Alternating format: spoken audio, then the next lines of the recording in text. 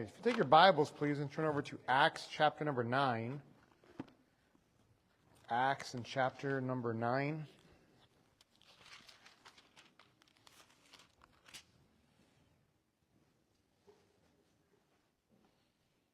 Acts 9 and verse number 3 is where we'll be looking at. Acts chapter number 9. We had a birthday. It's actually Miss Rachel's birthday, and she is turning 31, 32, something along those lines. And so we didn't get her a cake because I just found out today. So I dropped the ball there. That's bad on me. But I thought we could at least sing her a happy birthday, if you would, all right? Would you guys help me out with that? Ready? Afterwards, Miss Rachel can give a speech, right? Just kidding. Okay, all right. All right, ready? Help me out. Happy birthday to you. Happy birthday to you. Happy birthday, Miss Rachel. Happy birthday to you. All right. Woo, woo, woo, woo, woo, woo. All right. Next time you got to give a speech, though, okay? All right, Acts chapter number 9. And go ahead and look there at verse number 3. And the Bible says, and as he journeyed, he being Saul of Tarsus, he came near Damascus, and suddenly there shined round about him a light from heaven. And he fell to the earth, and heard a voice saying unto him, Saul, Saul, why persecutest thou me? And he said, Who art thou, Lord? And the Lord said, I am Jesus, whom thou persecutest. It is hard for thee to kick against the pricks. And he, trembling and astonished, asked the Lord, What wilt thou have me to do? And the Lord said unto him, Arise, go into the city, and it shall be told thee what thou must do. And the men which journeyed with him stood speechless, hearing a voice, but seeing no man. And Saul arose from the earth, and when his eyes were opened, he saw no man, but they led him by the hand and brought him into Damascus. Let me pause right there. This is, of course, about the conversion of Saul of Tarsus, how he became Saul and he turned into Paul. Same guy, switching of the names because he had a switching of his destiny. At the beginning of the chapter, he was on a crusade to hunt and imprison and kill believers of Christ, to kill Christians. This guy was a professional Christian killer. And after he saw the Lord, he completely changed. So not only was he not persecuting them anymore, he became one. Not only did he become one, he became arguably the best one that there ever was. This guy is responsible really for probably more churches than anybody that's ever lived. The Lord really used this man.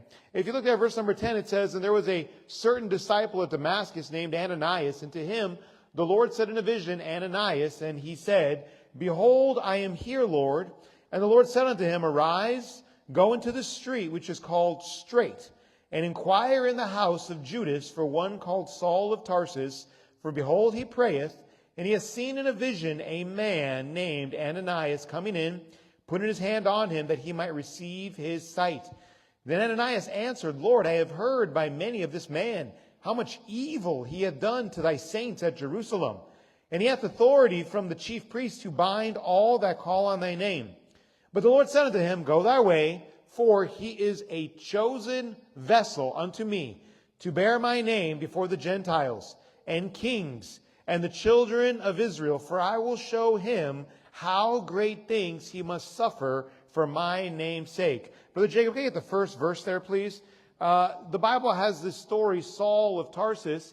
Verse right here, it says in Jeremiah 1:5, Before I formed thee in the belly, I knew thee.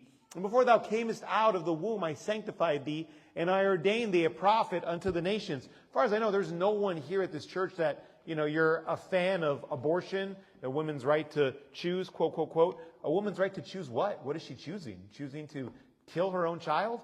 Anyway, just in case there's anyone here that you are on the fence about that, here's why as a Christian we don't buy into that. According to this verse right here, before a person ever is born out of their mom, God knew them, and he ordained them, and he had a plan for their life. No, it's not just a clump of cells. It's not just a fetus. It's not just somebody that doesn't count. It's someone that the Lord already knows, and he's already got a plan for. Can I get the next verse, Brother Jacob? I believe it's Ephesians, right? This, of course, is... Oh, do we have Ephesians 1:4, sir?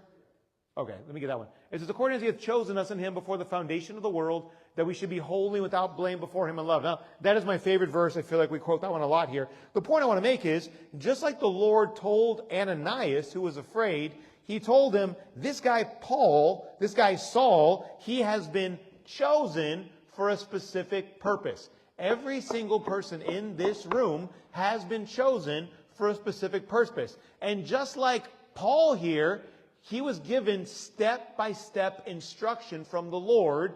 There was a guiding hand that guided his life. And the Lord, just like he did with Paul and with so many other people, there is a guiding hand for people that want it, that will guide and will lead their lives. Where they should go, what they should do, how they should live. And the Lord will be as much hands-on as you want, or if you want, you can, hey, get out of here, my life, you can have hands off. It's up to you.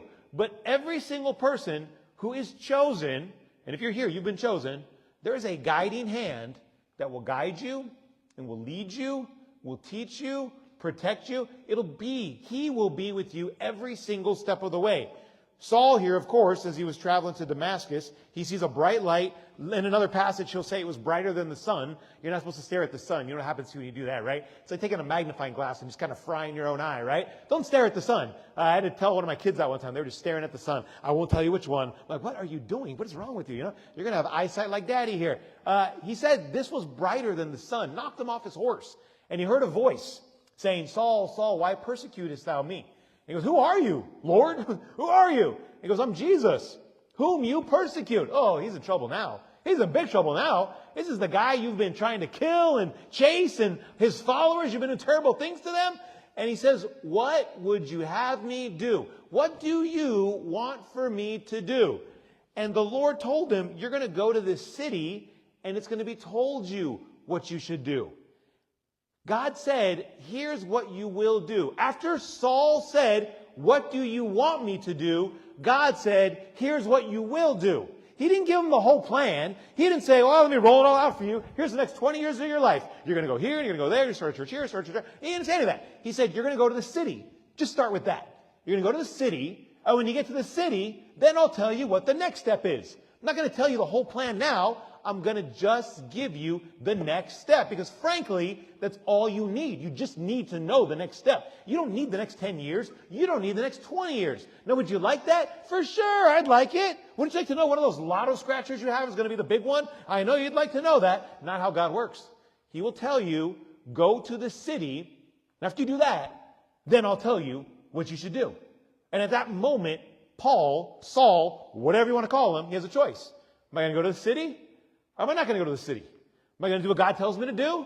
Or am I not going to do what God tells me to do? It's very simple. It's very simple. Go to the city. Nothing could be simpler. Now, he had lost his eyesight, so he's blind, but he's got buddies there that lead him by the hand, so he was able to do it. It wasn't without obstacles, but he was able to do it. God will break it up into bite-sized packages like that, and he will say to you, do this. Well, what else do you want me to do? Just do that. Just do that. And then when you do that, then I'll tell you the next step. But you have a choice. You can do that, or you can decide, no, I don't want to do that. I'm over here, I think. I don't want to do that. It's up to you. He won't force you. He won't twist your arm. He won't make you. You get the choice. But if you want it, there is a guiding hand that will guide you, and it will lead you every step of the way. I know there's room here filled with people. Well, I don't know what I'm supposed to do. I don't know what God has for me. I don't know this. I don't know that. Chances are you know what your go to the city is. Oh, I know you don't know the whole plan. You don't know the next 10 years, the next 20 years, the next 5 years, maybe not even the rest of this year. But you know, go to the city. You know what that is. You know what God would have you do today. For the most part, we all know. From that point, we have a choice to make if we're going to listen and we're going to decide. Now, there is always a plan, there is always a guiding hand, and there is always strength that we need to follow. Life can be very, very confusing. The Bible tells us that a man's goings are of the Lord. How can a man understand his own way? Life can be very confusing and very tricky. That's why having this guiding hand is so neat and nice. Now, people that God has this, guiding in your life, I've noticed that there's kind of like a pattern that it all follows. We already looked at Ephesians 1:4. Can I get Matthew 22:14, Brother Jacob? He says here, for many are called, but few are chosen. How many people followed Jesus? Thousands. Thousands followed. How many disciples did he have? He had 12. And one of them was a devil. So really he had 11. Now, out of those that followed him, there was more than just 11. There was others that I'm sure they continued. When Jesus rose again, he said he was seen by 500 people. But when he fed the multitudes, there was 5,000 men plus women plus children, so maybe 20,000 people. Then he did it another time, another 25, 30,000 people. So maybe 50,000 people followed Jesus. Maybe 100,000 people followed Jesus. How many of those that followed him actually followed him? How many that followed him actually did something with their lives for him? Not many. 500? So out of 100,000, what's the percentage of 500? That's like 5%, I think. I'm on camera right now, right? I hope I didn't mess up that math. But it's a really small percentage. It's not very many. This is what Jesus is talking about. Many are called, a few are chosen. There's a lot of people who will claim the name of Christ, and they will. Oh, yeah, I love Jesus. I love Jesus. The guy on their little keychain, you know, I love Jesus, or whatever. But there's few that are chosen. What do you mean by chosen? God will want to use anybody. There's few that are following his call, and they will use their lives to serve him. Very few. There's going to be a lot of people in heaven, very few down here that want to be chosen and used by him. Not many. Many are called, few are chosen. The Lord, though, people that he chooses, that's the first step. He picks and he chooses them. I believe every single person in this room tonight, you are chosen. God has handpicked you for a reason. It's no accident you came to this church tonight. Our church is not very large. Tonight is a decent-sized crowd. We had a bigger crowd last week. Easter, we had a great crowd, right? But even at our biggest, we're less than 200. There's churches that run thousands in this area, but most of them are probably not at a Sunday night service. Yet you are. Many of you came to church this morning too. Church twice in one day? You fanatic. What's wrong with you? I'm kind of Jesus freak, aren't you? Maniac. You just love the Lord. You're trying to follow him. You're trying to grow with him. That's what I'm talking about. Every single person in here, the Lord has picked and chosen you for a reason. It's not by accident you're here. You could be anywhere tonight. You could be down at the park. You could be at the club. You could be at Disneyland. You could be anywhere. You chose to come here. God has picked you and he's chosen you. You say, I shouldn't even be here. I got invited by this one person. Listen, it's no accident. It's no accident you ended up here trying to follow the Lord. The Lord has chosen you. He has many followers, but how many of them actually followed and made a difference? Now, we are called to do different things. Some people are called to do big things. Some people are called to do small things. Some people are called to do many things. And some people are called to do few things. Doesn't matter. They're all important. Every single one of them is important. When I was in college, there was a lady. She was a very old lady. She couldn't get out. I'd invite her to ride my bus. She couldn't ride my bus. She was too old. She could barely walk, and when she would, it was a big process. And the thought of getting on a bus and going to Chicago and driving for, 45 minutes one way and probably an hour and a half back with a bunch of screaming kids, she just wasn't going to do it. But she told me, every time you do a big event or I will be praying for you. And I'd go and I'd see her, hey, you have a big day? She'd be praying for me. And that meant a lot to me that this woman would be praying for me. That's a big deal to have her pray. To have her speaking our route and our ministry to the Lord. That was a big deal. I was really grateful for that. There's another lady right now. She doesn't go to this church. She goes to the last church we were at Emmanuel Baptist. But every year, she will reach out to me and she will say, what are you doing with the teenagers? And she says, I want to donate money for the teenagers. And I always say, why just the teenagers? I could use a little money too there, Miss Carol, right? But no, she wants to give to the teenagers. Every year, without fail, she cuts me a check to go towards our teenagers. Most of them don't even know who she is. If she walked into this room, they have no clue who she is. But every year, without fail, she is paying for some of your camps and some of your conferences. Every year, without fail. That's a big deal. That's a big deal. And she's not here every Sunday. She doesn't go door knocking with us. She's not visiting. She won't be here next week for Mother's Day, passing out. Nothing like that.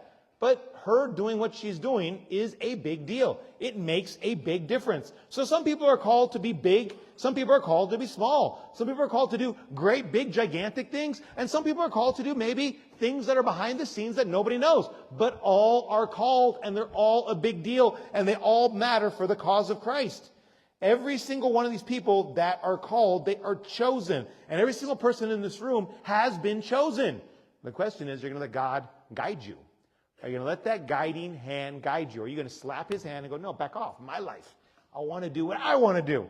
Now, almost every single example in the Bible, when they were chosen, one of the first things that they have to start off with is a solid foundation. The Bible says in Proverbs 22:6, can I get this, Brother Jacob? It says, train up a child in the way he should go, and when he is old, he will not depart from it.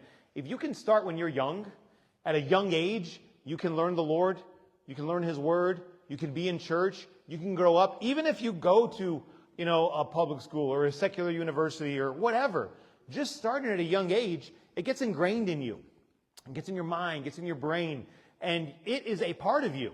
So much so that when you grow up, you won't let go of that. It stays with you. Many of the adults here, you went to church or you knew the Lord when you were younger. That's why you're here. Even though you didn't go faithfully as a kid or as a teenager or even an adult, there was a part of you that knew, I need to be in church. I need my family to be in church. We need to know the Lord. Why? Probably started when you were young, when you were a kid. If you're a parent, this is why it's so important to get the Lord inside your kids. Make it a priority. Make it a big deal. Oh, well, it's raining. We can't go outside today. Really? It's raining? What, are you going to melt? You're the Wicked Witch of the West? This is the Wizard of Oz? What are you talking about? It's raining. They have umbrellas, right? You got windshield wipers? I don't. You been in my van? Oh, those things are terrible. I need to go get some more from Ryan. But anyway, it's raining? We're not going to go because it's raining? Seriously? If you had tickets to an NFL game, you're not going to go because it's raining? Oh, we can't go. Can't go watch the Raiders lose again because it's raining. No, we're all going to have to go watch them lose together, right? Listen, I'm a Raiders fan, so I could say that. It hurts me. We don't do stuff for the Lord, and we make such big excuses, right? It should be a big priority. You start off at a young age, it gets inside of them. Make your kids, you say, I don't want to force my kids. Do you force your kids to brush their teeth?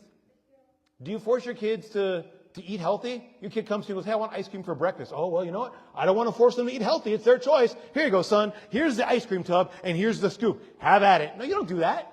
You tell them you can't even eat sugar. I don't want you even looking at the ice cream. You know what you're having for breakfast, son? You're having broccoli. Some of you parents do that, huh? You'll force them to do that. You'll force them to go to school, and I applaud you. You should do those things. Oh, but when it comes to the Lord, oh, no, I don't want to force my baby. I don't want to make them. Why not? Don't you agree with it? Isn't it a big deal? Now, yes, I think as they get older, they should choose. I think it should be their choice. The Lord doesn't force anyone. Do you think my kids downstairs, they're picking and choosing? Foster comes to me, Dad, I don't want to go to church today. Oh, okay, that's really funny, Foster. Go get dressed. It's not an option. I don't give them an option.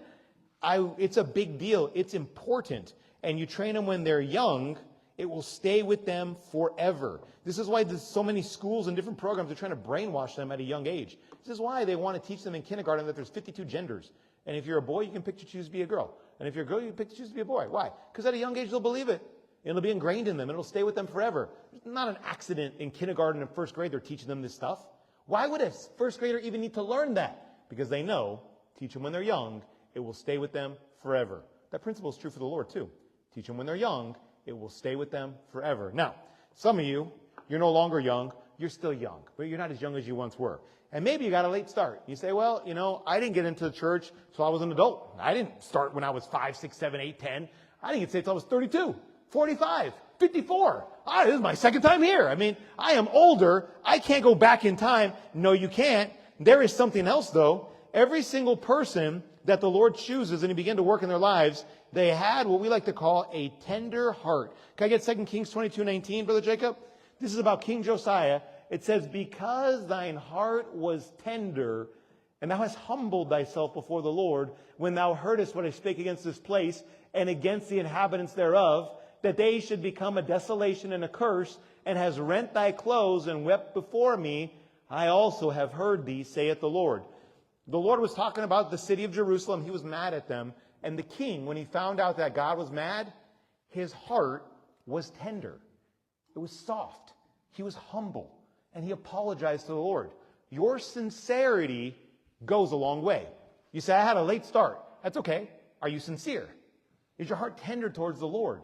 Is it soft? Or is it like, oh my goodness, rolling the eyes, whatever. I don't even believe what he's saying. Does he even believe what he's saying? Yeah, I guarantee you I do. Is your heart tender? Because a tender heart goes a long way with the Lord. It works this way in life. You're driving down the road. Some guy cuts you off, doesn't his turn signal, or maybe he slams on the brake. Man, you ready to kill this guy? You get in the next lane, you pull up and you look over, and he looks over and says, I'm sorry, my bad, I'm really sorry. What happens? Like, oh, it's okay, it's fine, no big deal, right?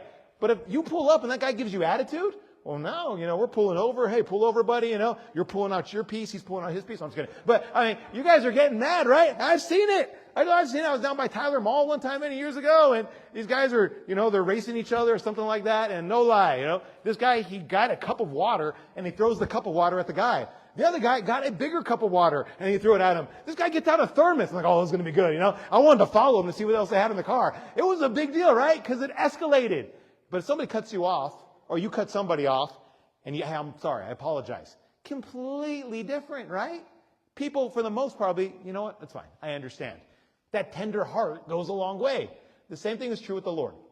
That tender heart and that humility that says, Lord, I am not perfect.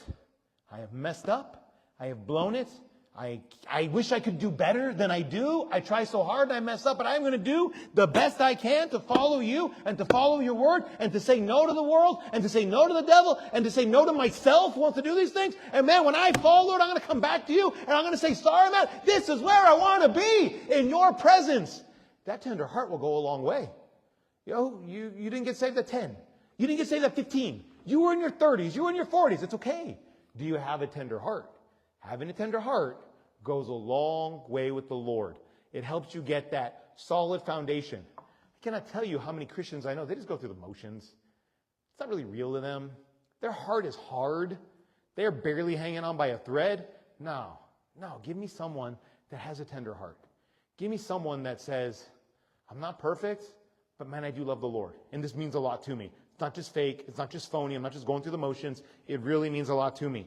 These people that were chosen by the Lord, they always had a solid foundation. Either they started when they were young or they had a tender heart. Now, without fail, every single person whose life is guided by the Lord, and there's so many examples in the Bible, they at some point are going to have trials.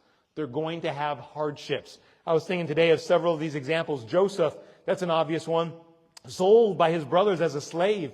David, his father-in-law, chasing him through the hills and the mountains, trying to kill him. Daniel, as a boy, sold as a slave and going into Babylon. All these terrible situations, they were very humbling, very tough situations. A lot of these situations, they involve betrayal. Can I get Psalms 41:9, Brother Jacob?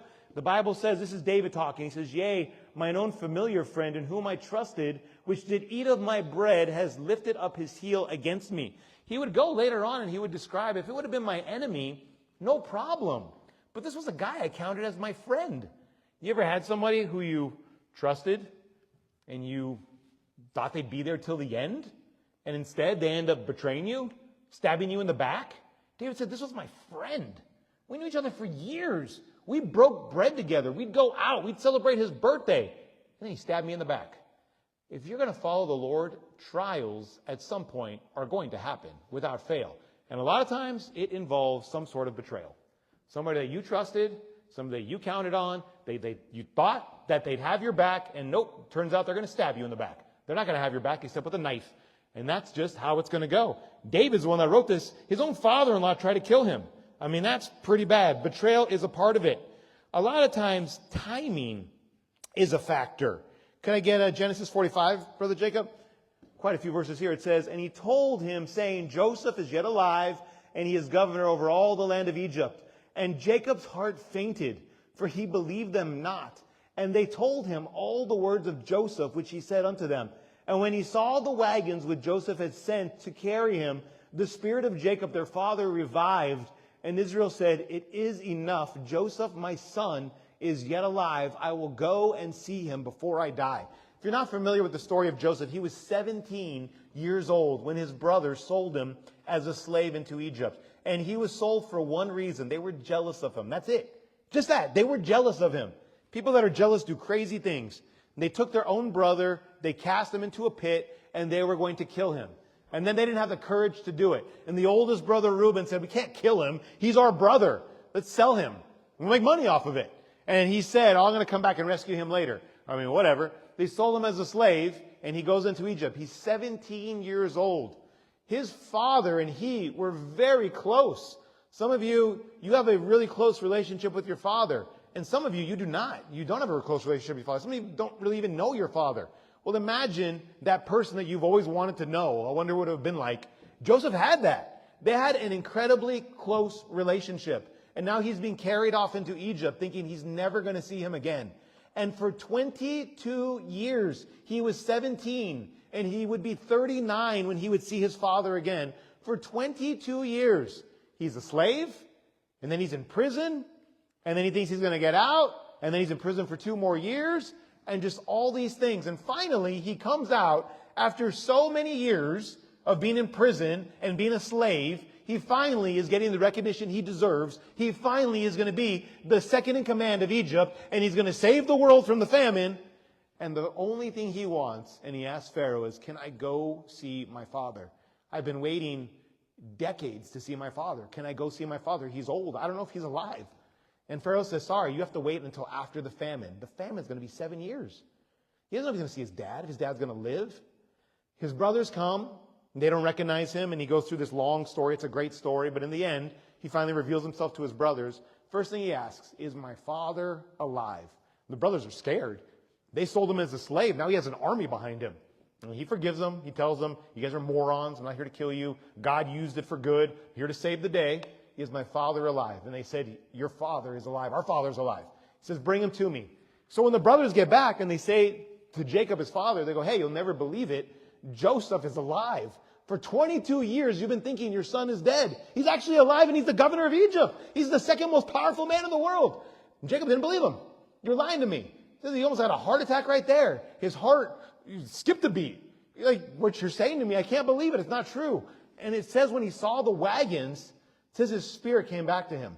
And he realized, my son is alive. All of these years, I've been thinking he's dead. He's been alive the whole time. And he said, I'm going to go and I'm going to see my son before I die. That is 22 years of waiting for both of them. You know, Joseph never got those 22 years back. It's a great story, but when Jacob showed up, he was an old man. And he lived for a couple years, and then he died. Joseph was robbed. He was robbed of those decades. He never got those decades back. There was no time machine. There was no go back in time. Those days were stolen from him, and he never got them back. You are going to have time that is taken from you, and you're going to say, if I could go back in time and I could redo it, things would be different. Guess what, honey? You can't go back in time. There is no time machine. Those days are just gone. That is a part of a trial. The time cannot be regained. You cannot become a child again and do things different with your parents. You cannot become a child again and be a different teenager. You cannot become a child again and fix what happened to you. That's comic book stuff. It's not real. And parents, you can't go back in time. Well, if I would have known what I know back then, what I know today, I would have been a better dad. Well, you can't go back, I'm afraid. I'm sorry. Those days are done. But you can do better now. You can do better today. You can't go back to when your kids were little. Treat them better, spend more time, whatever it is that you feel like you should have done better. You can't go back and do that. It's part of a trial. Time, because we have such a limited amount of it. And it's of great value. And no one can stop it from moving. It's seeping through our fingers and no one can stop it. And that's one thing you will not have in heaven. There is no time in heaven, just down here. So it's a trial sometimes. Sometimes it's a trial. It was a trial for Joseph. It was a trial for David. It was a trial for Daniel. It was a trial for Peter. It was a trial for Paul. It was a trial for Moses. It was a trial for Noah. You go through almost every single Bible character. It was a trial. So why will it not be a trial for us? Of course, time will be a trial. Of course, you'll spend years feeling like nothing's going to change. You'll spend years waiting for your day to come. You'll spend years waiting for things to get better. You'll spend years waiting for God to answer. You will spend years waiting. That is a trial. That's how it works. But it works. And the trial ends. And the ending's happy. And the Lord moves. And that guiding hand is guiding. And Joseph did become the second most powerful man in the world. And David did become the greatest king that Israel ever saw. And Daniel did become an advisor to two of the historically most powerful men that ever lived, Nebuchadnezzar and Cyrus the Great. And Peter would help start the church. And Paul would start more churches than anybody that ever lived. And yes, time was a factor. But that guiding hand kept on guiding, kept on guiding, kept on guiding. God's guiding hand does not stop. Sometimes these people were afflicted And they were afflicted because of things they did themselves. Self-inflicted wounds.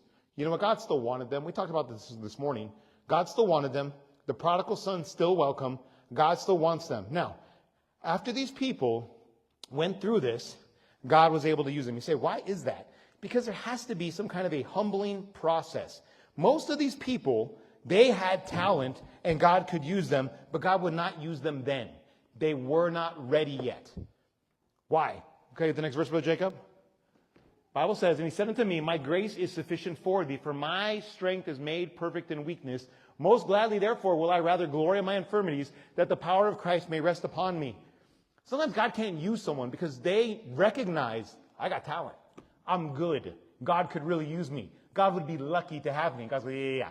You're right, I could use you, but I don't like that attitude. Let's humble you. We have to humble you. The trials will humble you. And then once you begin to think, it's all over, God will never use me, well, now he can.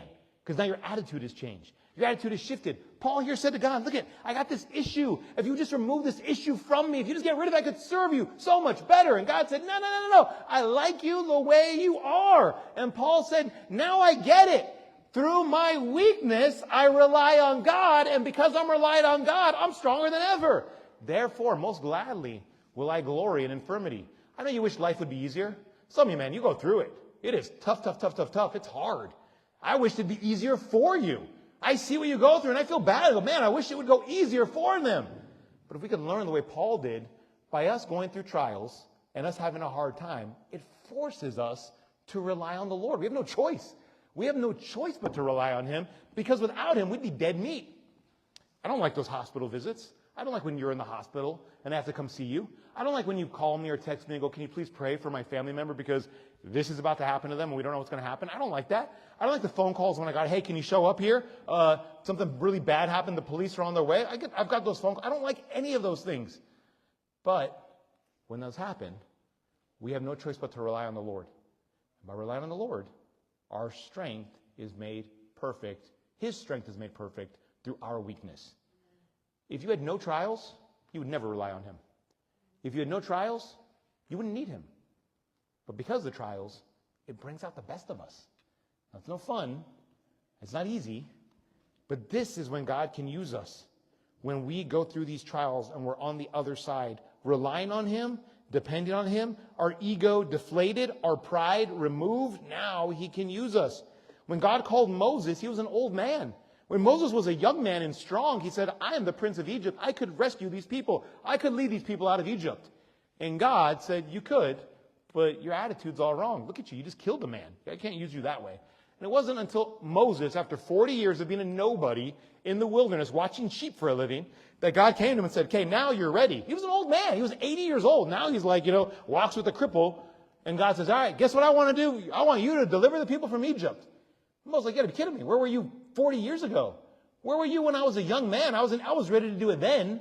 Now you want me to do it? And God said, yeah, now I want you to do it.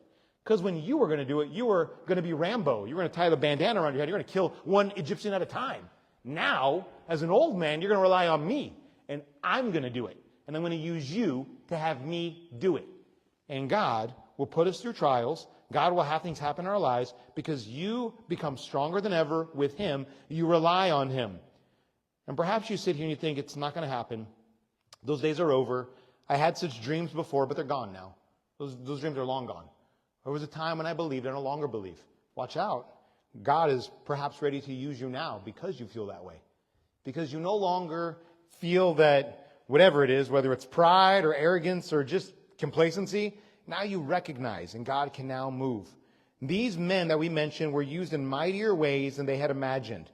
All these men. Joseph literally saved the world. David has been compared to Christ. When Christ comes back, he will reign on the throne of David.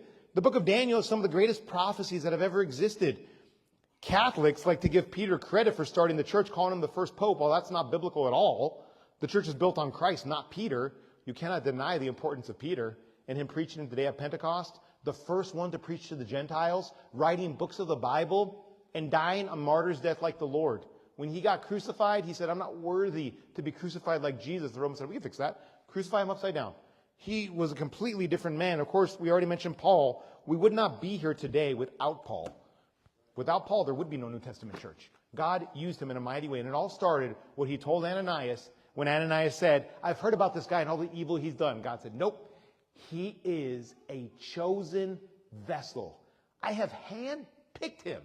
He is going to tell Gentiles. He is going to talk to kings. He is going to show everyone the terrible things he must suffer, but the great things he must do for me. And God comes to us and says, you are a chosen vessel. I have handpicked you. If we're willing to let that guiding hand guide us and lead us. I won't give you the whole plan. He'll say, go to the city and wait. And then I'll tell you. And then after you do that, and then I'll tell you. You got to have that foundation. Got to have that solid foundation. Expect some trials. But if you make it through the trials and you don't lose your faith and you keep hanging on, you will come out the other side a stronger, better Christian, someone the Lord can really use. It's really up to us if we want that guiding hand to guide us. Dear Lord, for tonight, I thank you, Lord, for everyone being here tonight, Lord. I pray, God, that you would just help us, Lord, to make a decision. You've already chosen us. We're grateful for that. No, I don't want to go through trials. No one wants to go through trials. I just pray, God, that we would have the courage and the faith to trust you. Many of us are already going through trials. Perhaps it is to make us better servants for you. I pray, God, you would help us to come out on the other side, following you, using you, wanting, Lord, you to use us.